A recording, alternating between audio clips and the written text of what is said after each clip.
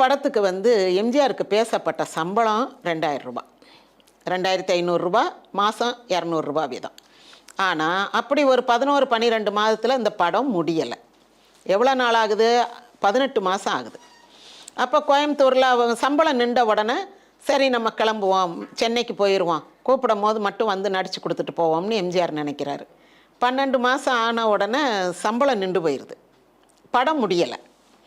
அப்போது என்ன பண்ணுறாருன்னா, சரி நம்ம சென்னைக்கு போயிடுவோம் அப்படின்னு நினைக்கும்போது குமரன் ஆசான்னு ஒருத்தர், அவர் தான் எம்ஜிஆருக்கு டான்ஸ் சொல்லி கொடுத்தவர்.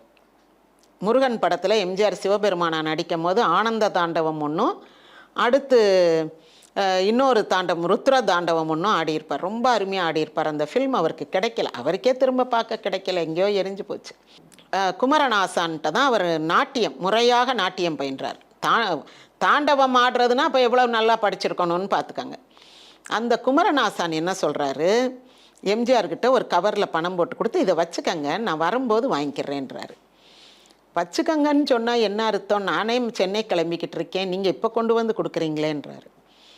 சென்னைக்கு நீங்கள் கிளம்புறது அவ்வளோ சரியில்லை. ஏன்னா உங்களை நம்பி ஒரு ஆள் கதாநாயகனாக போட்டிருக்கார்.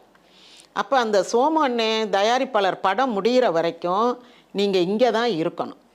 நீங்கள் பாட்டுக்கு உங்கள் இஷ்டத்துக்கு சென்னைக்கு போயிட்டீங்கன்னா அவர் என்ன பண்ணுவார், ஒரு வருஷத்துக்குள்ளே முடிக்கணும்னு நினச்சாரு, ஆனால் முடியலை. இப்போ அவர் பாடே ரொம்ப சிரமத்தில் இருக்குது. இந்த நேரத்தில் நீங்களும் கைவிடக்கூடாது அவரை, நீங்கள் படம் முடிகிற வரைக்கும் இங்கே தான் இருக்கணும் அப்படின்றாரு.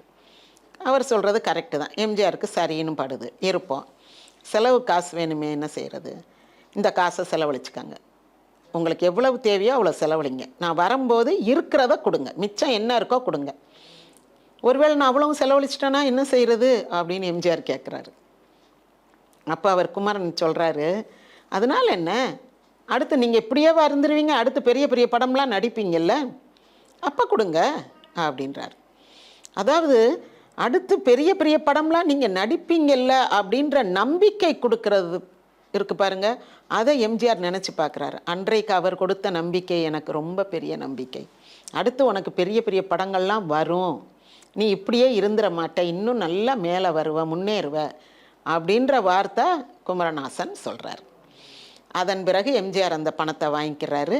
அங்கேயே இருந்து அந்த படத்தை முடிச்சு கொடுக்குறாங்க.